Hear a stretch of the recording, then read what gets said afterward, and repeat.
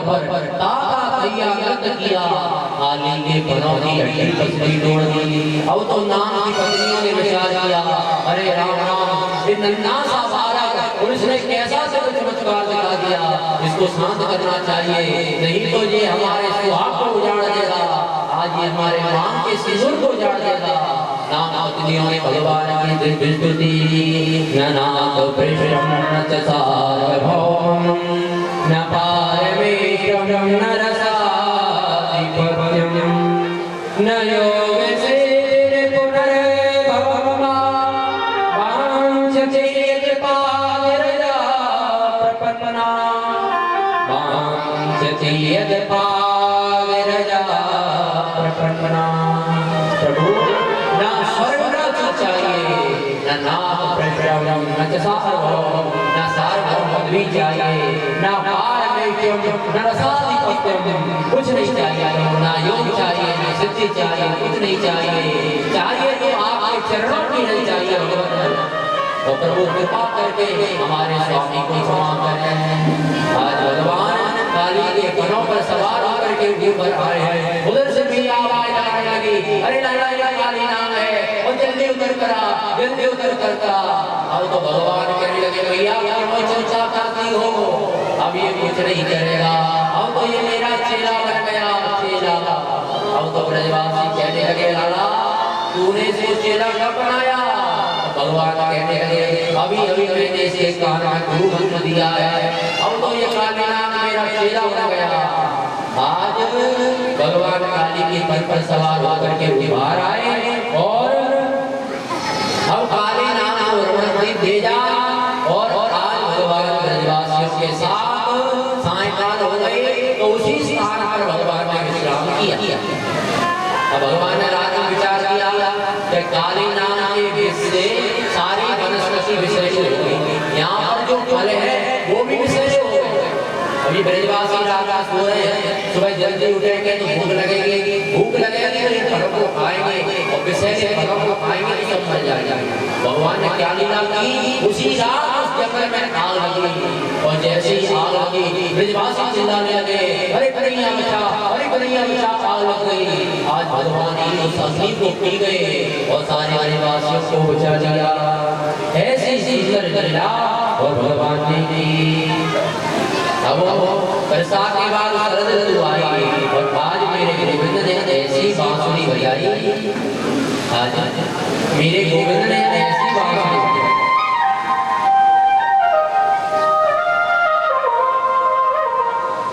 आज उस बांसुरी की तान को सुन करके और सारा जगत और गोपियों ने सुना तो ऐसा गीत गाया, कौन सा गीत? बांसुरी को सुना और एक दिव्य गीत गाया जिसका नाम हुआ वेणुगीत। बरहा पीड़म नट बरबहु कन्हैयो कर्णिकार, विभ्रद्वास कनक कपिशम वैजयंती चमा, रघुराम रघुर सुतया पूरे गोप वृंदई, वृंदारण्यं स्वपद रमणं प्राविशद गीत।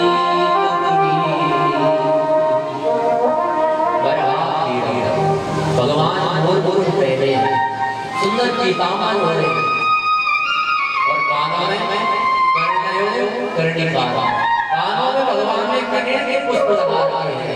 ये भागवत का श्लोक बताता है भगवान कृष्ण को कनेर के पुष्प अति प्रिय है, वो भगवान स्वयं तोड़ते और अपने कान में लगा लेते हैं। आज कानों में कनेर के पुष्प लगे हुए हैं, और साय के 4 बजे का समय है, भगवान गैया चरा करके और वृंदावन में प्रवेश किया। देखो शरद ऋतु में 4 बजे थोड़ी थोड़ी धूप रहते हैं, भगवान आगे आगे गैयाओं के पीछे आ रहे हैं तो थोड़ा थोड़ा पसीना आ रहा है। आज भगवान के मुंह पर थोड़ा थोड़ा पसीना आ रहा है, और गैया के चरणों से जो रज उठ रही है वो भगवान के मुख कमल पर चिपक रही है। तो आज भगवान का मुख ऐसा दर्शन हो रहा है कि जैसे भगवान के मुख पर सुंदर सुंदर मणियां लगी हुई, और आज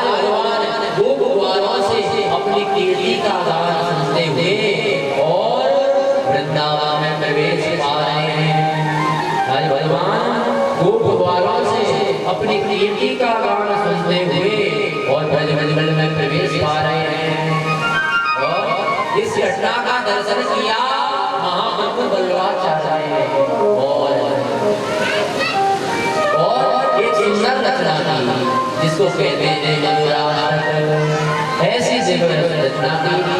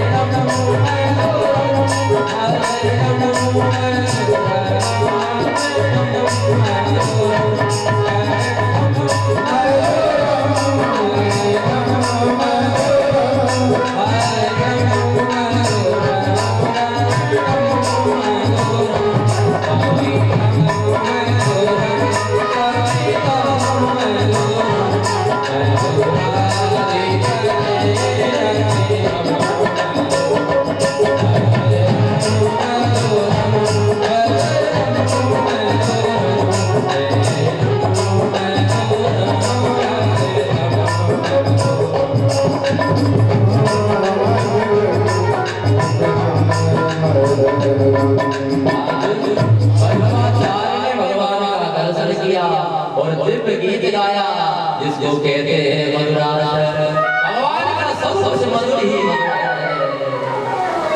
तो दिव्य गीत गाया, अब तो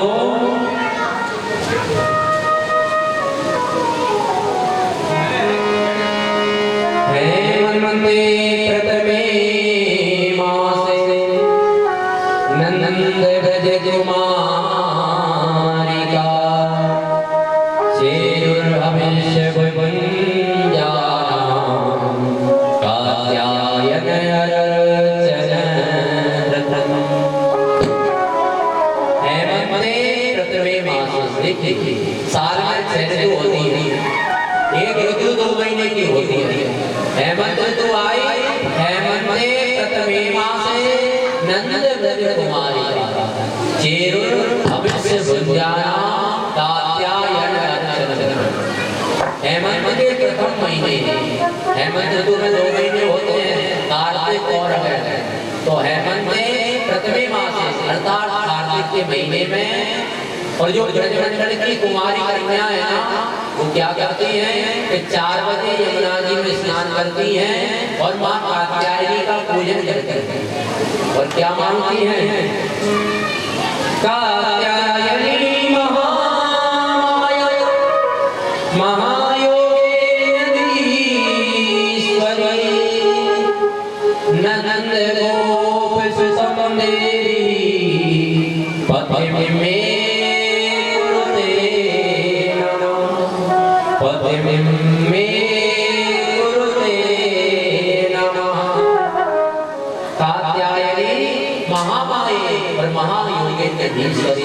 नंद गोप सुतम देवी पतिम में कुरुते नमः। देवी हम आपसे वरदान मांगते हैं कि नंद का लाला और हमें पति के रूप में प्राप्त हो। एक दिन भगवान ने विचार किया कि ये कुमारी कन्या स्नान तो करती है, लेकिन निर्वस्त्र होकर के स्नान करती हैं, इसलिए कहते हैं जलाशयों में निर्वस्त्र स्नान नहीं करना चाहिए, इससे जल के देवता वरुण का अपमान होता है, इससे जल के देवता वरुण का अपमान होता है। अब तो भगवान ने क्या लेना की, जब उधर वो कन्या स्नान कर रही थी और उनके वस्त्र बाहर रखे थे, आज भगवान आए, भगवान ने सारे वस्त्र समेटे और एक पेड़ पर चढ़ गए।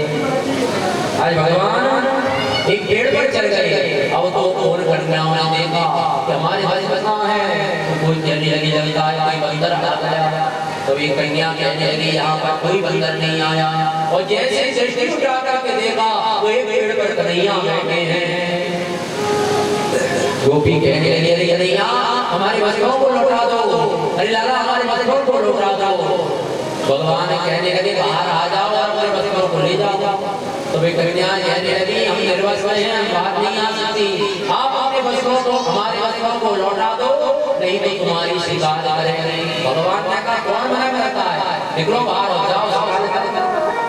तब तो वे बेटियां कहने लगी हे प्रभु हम बाहर नहीं निकल सकते, श्याम सुंदर रे दास्या करवाम तपोदितम। हे श्याम सुंदर हम तो तुम्हारी दासी हैं, श्याम सुंदर रे दास्या हम तो आपकी दासी हैं, हे प्रभु हमारे वस्त्रों को लौटा दो। भगवान ने कहा गोपियों मैं कहाँ नहीं हूँ,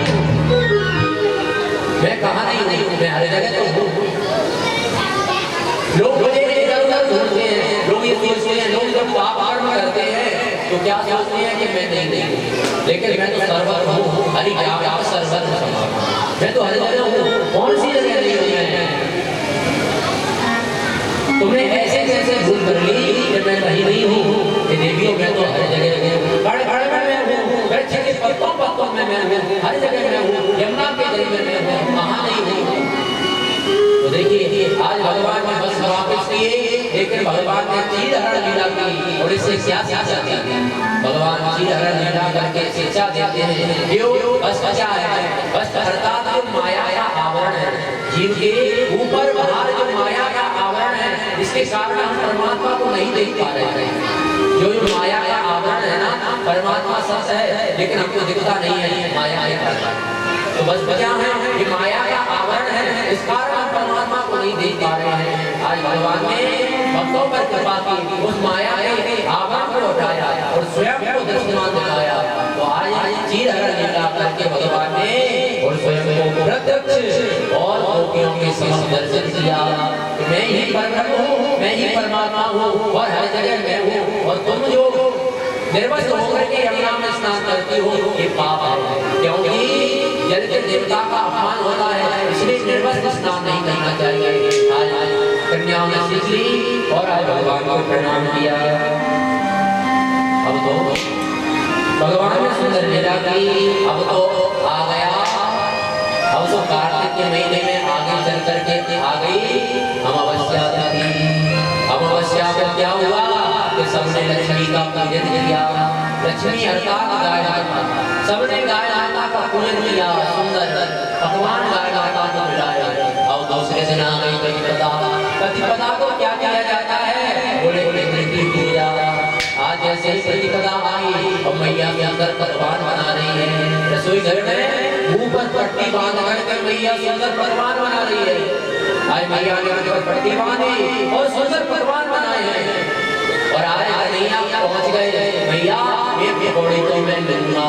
भगवान कह रहे मैया एक पकौड़ी तो मैं लूंगा। मैया ने कहा दूध ला दूध। ये जय जय का भोग बन रहा है, जय जय को भोग लगेगा तभी तुझे मिलेगा। अब तो भगवान मन में विचार कर रहे हैं ये जय जय कौन सी बना है। अरे मुझसे बड़ा जय जय आ गया जिसके लिए मैया भगवान बना रही है। और तो मैया कहने लगी लाला मेरा दिमाग मत खा, तू जा तेरे बाबा से पूछ। और बाबा के पास आ गए कन्हैया। बाबा से कहने लगे कि मैंने देखा कि मैया पकवान बना रही है और मैया कह रही थी कि जय जय का भोग लगेगा तब तुझे मिलेगा। तो बाबा ये जय जय कौन सी बना है? तब कन्हैया बाबा से कह रहे हैं कि बाबा मुझे बताओ ये जय जय कौन सी बना है? तब बाबा ने सुंदर जवाब दिया पर जगन्यो भगवान इंद्रो मेरा मूर्तया तेरी बरसंति भूतानां पीडनमो जीवनम पाया। अरे बेटा परिजन्यो भगवान इंद्रो मेघास्तस्यात् मूर्तया। अरे मेघों का राजा है भगवान इंद्र। हम इंद्र की पूजा करते हैं और इंद्र पूजा से प्रसन्न होता है तो जल बरसाता है। और जब इंद्र जल बरसाता है तो हरी हरी घास उगती है। और लाला जब हरी हरी घास होती है तो हमारी गाय माता हरी घास चलती है, जल पीती है, तभी जाकर के हमको दूध देती है। पीडनम जीवनम पाया, पाया माने दूध, तब जाकर के हमको दूध देती हैं और उससे हमारा आराधन होता है। इसलिए लाला हम प्रतिवर्ष कार्तिक सुदी प्रतिपदा को इंद्र की पूजा करते हैं। आज भगवान बोले बाबा एक बात बताना कि हम लोग यदि इंद्र की पूजा नहीं करेंगे तो क्या यहाँ पानी नहीं बरसाएगा? हम लोग इंद्र की पूजा को यदि छोड़ दें तो क्या यहाँ पानी नहीं बरसाएगा? पानी बरसाना बंद नहीं कर देगा? अरे बाबा एक का काम है पानी बरसाना, ये तो उसका धर्म है, पूजा का इससे कुछ लेना देना नहीं है। और तो बाबा कहने लगे कि लाला को क्या कहना चाहता है स्पष्ट करें। तब भगवान कहने लगे बाबा ऐसी बात है कर्मणा जायते जनो कर्मणैव विलीयते सुखं दुःखं भयं क्षेमं कर्मणैवाविपद्यते। बाबा कर्मणा जायते जन्तु, कर्म के अनुसार ही जीव का जन्म होता है। कर्मणा जायते जन्तु कर्मणैव विलीयते, और कर्म के द्वारा उसका पालन पोषण होता है। और बाबा सुखम दुःखम भयं क्षेमं कर्मणैवाविपद्यते, जीव के मनुष्य के जीवन में जो सुख आता है दुख आता है वो भी कर्मों के आदि। बाबा व्यक्ति कर्म के अनुसार ही जन्म लेता है, कर्म के अनुसार ही उसका पालन होता है, और जो जीवन में सुख पाता है वो भी उसके कर्मों का ही फल होता है। इसलिए बाबा मेरी मानो तो मैं बताऊं प्रत्यक्ष भगवान कौन है? तब भगवान बता रहे हैं गोविंद प्राण परवता। अरे बाबा हमारे प्रत्यक्ष देवता हैं गाय, गो, विप्रा, ब्राह्मण, अनल, अग्नि, गो, विप्रा, नल, पर्वता। गाय, गो, विप्रा, ब्राह्मण, अनल, अग्नि और पर्वता और गोवर्धन महाराज, ये हमारे प्रत्यक्ष देवता हैं। इसलिए बाबा इंद्र की पूजा को बंद करो और मेरे कहे अनुसार गोवर्धन महाराज की पूजा करो। बाबा कहने लगे लाला मैं तैयार हूँ, पर एक बात बता, यदि इंद्र कोप करेगा तो उसके कोप से हमारी रक्षा कौन करेगा? भगवान कहने लगे कि मेरे गोवर्धन महाराज की तुम पूजा करो और इंद्र के कोप से रक्षा भी गोवर्धन महाराज ही करेंगे। अब तो सब ब्रजवासियों ने एक सहमति में कह दिया, बंद करो इंद्र की पूजा, शुरू करो गोवर्धन की पूजा। बंद करो इंद्र की पूजा, शुरू करो गोवर्धन की पूजा। अब तो सुंदर सुंदर पकवान बनाए जा रहे हैं, खीर है, पूड़ी है, पुआ है, पकौड़ी है, मंगोड़ी है, गुलाब जामुन है, रसमलाई है, रसगुल्ला है, जलेबी है, इमरती है, कलाकंद है, बालूशाही है, सुंदर सुंदर 56 भोग बनाए हैं। क्योंकि भगवान ने कह दिया भैया मेरे देवता पूजा की सामग्री की आवश्यकता नहीं है, मेरे देवता को के लिए तो खाने के लिए चकाचक पकवान चाहिए, बस वो प्रसन्न हो जाएगा। अब तो सबने 56 भोग बनाए हैं और सब तैयारी में रख लिए और आज वृंदावन से और गोवर्धन के लिए जा रहे हैं। वृंदावन से गोवर्धन की दूरी है 20 किलोमीटर। अब सब बैलगाड़ियों में सवार होकर के और गोवर्धन के लिए चल दिए हैं।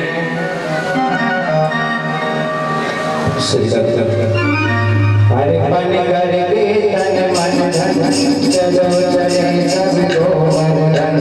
हरे मन करके तन मन धन चलो चले सब गोवर्धन।